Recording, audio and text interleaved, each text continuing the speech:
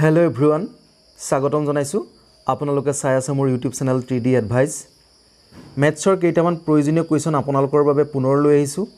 এনে ধৰণৰ কোৱেশ্চন আগন্তুক পৰীক্ষাৰ বাবে প্ৰয়োজনীয় হ'ব সো দেৰি নকৰো মই মোৰ ভিডিওটোলে আগবাঢ়িছো প্ৰথমতে এটা সহজ কোৱেশ্চন লৈছো 150 মিলিলিটাৰ মিঠাতেলৰ দাম 10 টকা হলে 1 লিটাৰ মিঠাতেলৰ দাম কিমান অতি সহজ কোৱেশ্চন প্ৰথমতে 1 লিটাৰত কিমান মিলিলিটাৰ থাকে 1000 মিলিলিটাৰ থাকে এতিয়া দিয়া আছে কি 125 মিলিলিটাৰ মিঠাতেলৰ দাম 10 টকা 1 কিমান হ'ব 10/125 আমি 1000 মিলিলিটাৰ মিঠাতেলৰ দাম উলিয়াব লাগে অৰ্থাৎ 1 লিটাৰ কিমান পাম 10/125 into 1000 এটুকে যদি আমি সৰু কৰোঁ কেনেকৈ কৰিম 5 ৰে কাটিলো 5 দুগুণ 10 5 5 গুণ 25 এইফালে 5 ৰে কাটিলো 5 দুগুণ 10 0 0 200 হল আকৌ 5 ৰে কৰিলো 5 5 গুণ 25 5 ৰে কৰিলো 5 4 গুণ 20 5 ৰে কাটিলো 5 8 গুণ 40 আমি পিছত কিমান থাকিল ওপৰত থাকিল 10 into 8 is equal to 8 10 গুণ 80 হ'ব right answer option B is the right answer সহজ কুৱেশ্যন এই কুৱেশ্যনটো আপোনালোকে ইমানখিনি কৰি থকাৰ কথা নাই মাইন্ড ক্যালকুলেশন কৰি কৰিব পাৰিব মই পিছৰটো কুৱেশ্যনলৈ গৈছো এটো এটা প্ৰয়োজনীয় কুৱেশ্যন অতি সহজ কুৱেশ্যন এটা পাত্ৰত 500 মিলিলিটাৰ কেৰাচিন ধৰে অৰ্থাৎ আধা লিটাৰ ধৰে 12 লিটাৰ কেৰাচিন ভৰাবলৈ তেনেকুৱা কিমানটা পাত্ৰৰ প্ৰয়োজন হ'ব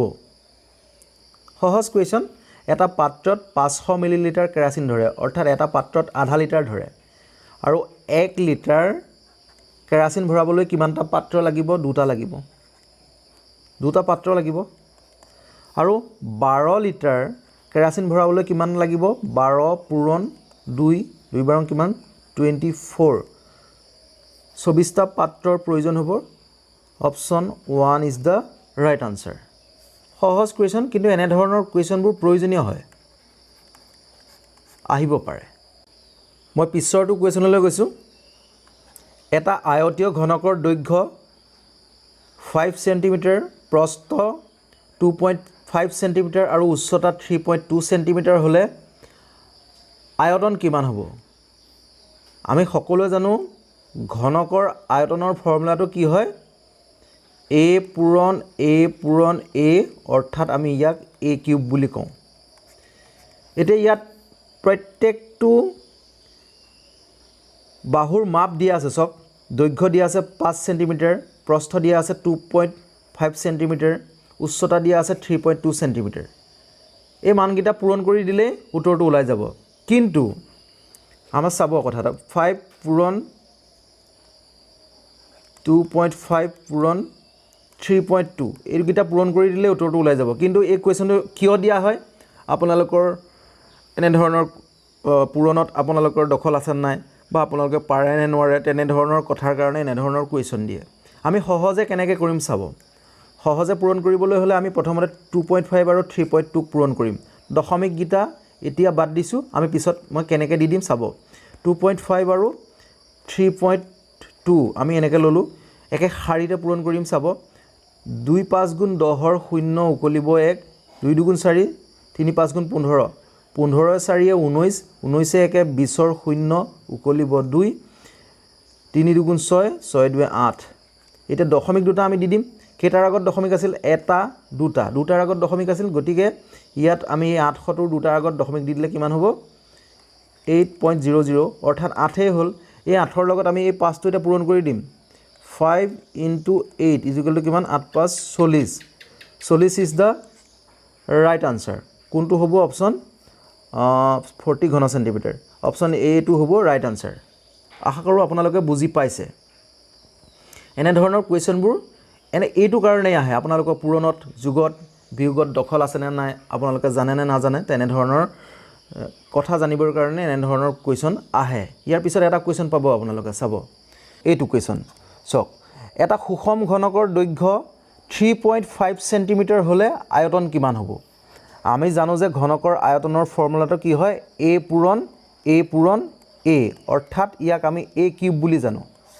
এতিয়া ইয়াত দৈৰ্ঘ্য দিয়া আছে 3.5 তিনিটা 3.5 পূৰণ কৰি দিলেই উত্তৰটো ওলাই যাব 3.5 3.5 ইনটু 3.5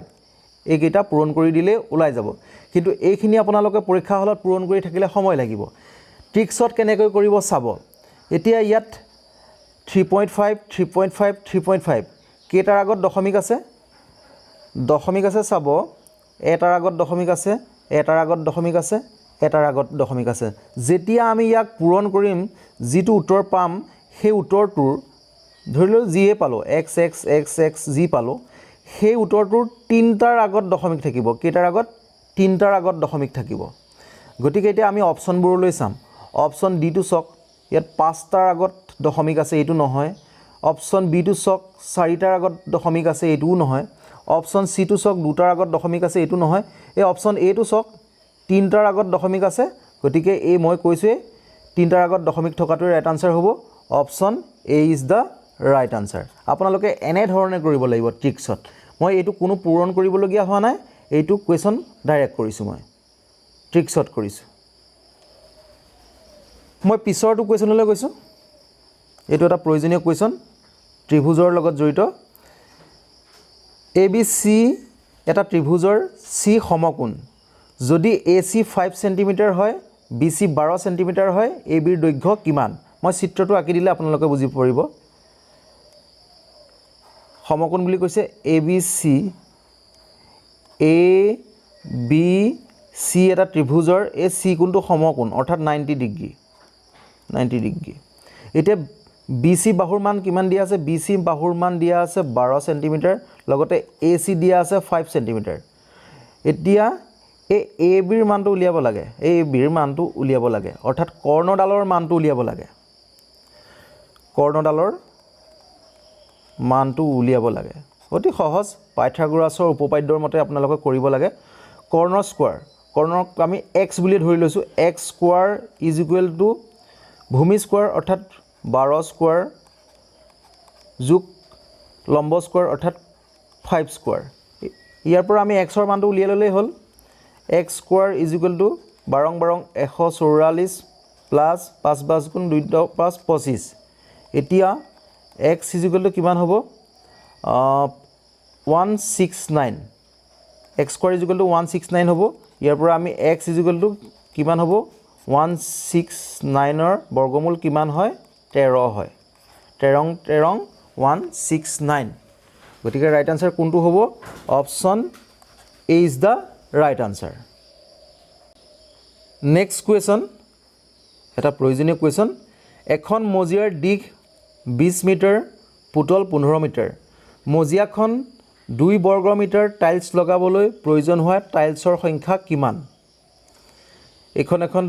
ধৰি ললো মজিয়া আয়তাকাৰ এখন মজিয়া ইয়াৰ দিশটো 20 সেন্টিমিটাৰ বা মিটাৰ বুলি আছে ইয়াত 20 মিটাৰ আৰু প্ৰস্থ বহলটো কিমান 15 মিটাৰ ইয়াত 2 বৰ্গ মিটাৰ টাইলছ লগাবলৈ মাজত 2 বৰ্গ মিটাৰ টাইলছ লগাবলৈ কিমান টাইলছৰ প্ৰয়োজন হ'ব কি কৰিব লাগিব অতি সহজ কালি উলিয়াব লাগিব প্ৰথমতে কালি কেনেকৈ উলিয়ায় আপোনালোকে ফৰ্মুলা ব্যৱহাৰ কৰি উলিয়াব পাৰে আয়তৰ ফৰ্মুলা কি হয় কালি উলিয়াৰ L into B L ৰ মান কিমান 20 আৰু B ব্ৰেড কিমান হয় 15 এইকেইটাক আমি যেতিয়া পূৰণ কৰি দিম 2 15 30 300 পাম ইয়াৰ আমি কালি কিমান পালো 300 বৰ্গ মিটাৰ পালো এতিয়া 2 মিটাৰ বৰ্গৰ টাইলছ লগাবলৈ বুলি কৈছে 2 মিটাৰ বৰ্গৰ টাইলছ লগাবলৈ কিমান টাইলছৰ প্ৰয়োজন হ'ব 300ক আমি 2 ৰে হৰণ কৰি দিব লাগিব হৰণ কৰি দিলে কিমান পাম 150 পাম 150 টা 2 বৰ্গ মিটাৰৰ টাইলছ প্ৰয়োজন হ'ব আশা কৰো আপোনালোকে বুজি পাইছে option A is the right answer প্ৰয়োজনীয় কোৱেশ্যন একেবাৰে সহজ কোৱেশ্যন মনত ৰাখিব কালি উলিয়াব আৰু কিমান বৰ্গ মিটাৰ টাইলছ লগাবলৈ দিয়ে সেইটো হৰণ কৰি দিব উত্তৰ ওলাই যাব মই পিছৰটো কোৱেশ্যনলৈ গৈছো এটো এটা প্ৰয়োজনীয় কোৱেশ্যন আয়তাকাৰ বাগিচাৰ কালি 125 বৰ্গ মিটাৰ আৰু প্ৰস্থ 5 মিটাৰ হ'লে ইয়াৰ দৈৰ্ঘ্য কিমান এখন আয়তাকাৰ বাগিচা ইয়াৰ কালি কিমান দিয়া আছে অৰ্থাৎ কালি মানে কি দিক পূৰণ প্ৰস্থ L * B কিমান দিয়া আছে 125 বৰ্গমিটাৰ দিয়া আছে মিটাৰ স্কয়াৰ দিয়া আছে আৰু ইয়াতে প্ৰস্থটো দিয়া আছে B টো কিমান দিয়া আছে সক প্ৰস্থ দিয়া আছে 5 মিটাৰ দিয়া আছে ইয়াৰ পৰা কি উলিয়াব লাগে দৈৰ্ঘ্যটো উলিয়াব লাগে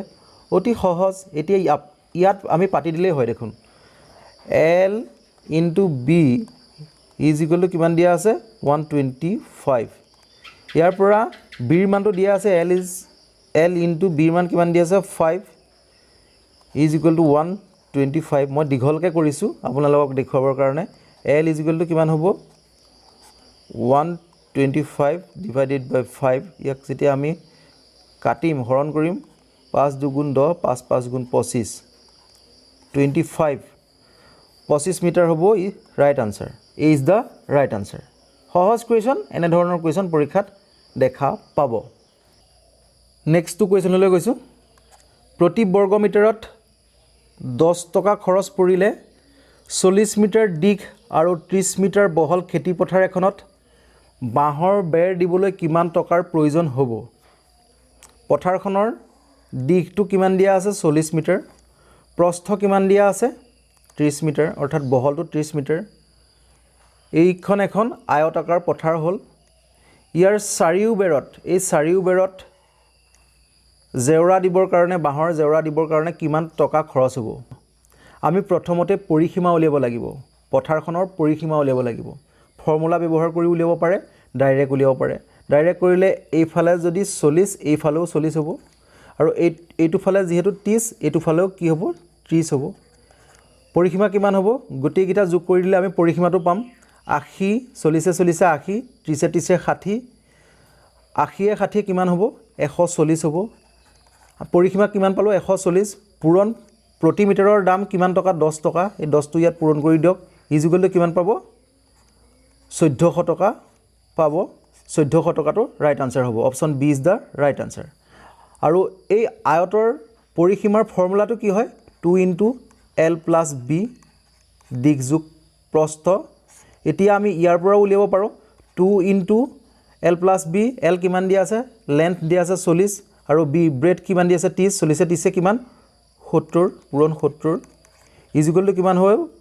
140 হ'ব আৰু ইয়াৰ লগত আমি প্ৰত্যেক মিটাৰত 10 টকা হলে পূৰণ কৰি দিলো ইজুগলটো কিমান হ'ব 1400 টকা আমি এনে ধৰণেও উলিয়াব পাৰো সহজ কোৱেশ্চন এনে ধৰণৰ কোৱেশ্চন পৰীক্ষাত আহিব মই পিছৰটো কোৱেশ্চনলৈ গৈছো অৰ্থাৎ এইটো শেষৰ কোৱেশ্চন এটা আয়তৰ দিঘ প্ৰস্থৰ দুগুণ যদি প্ৰস্থ 20 সেন্টিমিটাৰ হয় আয়তটোৰ পৰিসীমা কিমান অতি সহজ কোৱেশ্চন এইটো এটা আয়ত ইয়াৰ দিঘটো প্ৰস্থৰ দুগুণ প্ৰস্থ কিমান দিয়া আছে 20 সেন্টিমিটাৰ দিয়া আছে গতিকে দিঘটো কিমান হ'ব দুগুণ বুলি কৈছে 40 সেন্টিমিটাৰ হ'ব এতিয়া কি উলিয়াব লাগে আয়তটোৰ পৰিসীমাৰ ফৰ্মুলাটো কি হয় 2 * L + B 2 * L + B কিমান হ'ব লেন্থ 40 ব্ৰেড কিমান হ'ব 20 40 20 কিমান 60 পূৰণ 60 = 120 হ'ব ৰাইট আনসাৰ 120 হ'ব right answer option C is the right answer আমি এনেকেও কৰিব পাৰো এটো 40 এফালে 40 এটো 20 এফালে 20 ফৰ্মুলা ইউজ নকৰাকে 20 একিটা গটেকিটা যোগ কৰি দিলে কিমান পাম 40 40 80 আৰু 20 20 40 80 40 কিমান 80 + 40 = 120 এনে ধৰণৰ পাম আশা কৰো আপোনালোকে ভিডিওটোৰ দ্বাৰা কিছু কথা জানিব পাৰিলে অতি প্ৰয়োজনীয় হয় মই কোৱেশ্চনখিনি বাছি আপোনালোকৰ বাবে আনিবলৈ চেষ্টা কৰিছো লগতে অসম জিকেৰ কাৰণে অসম হিষ্ট্ৰীৰ কাৰণে ইণ্ডিয়ান হিষ্ট্ৰীৰ কাৰণে মোৰ ডেসক্ৰিপচনৰ এই ভিডিওটোৰ ডেসক্ৰিপচনত মই এটা 500 কোৱেশ্চন থকা পিডিএফৰ লিংক দি থম আপোনালোকে সেইটো ডাউনলোড কৰি চাব পাৰিব এটো সময় পঢ়াৰ সময় আজিলৈ সামৰিছো ধন্যবাদ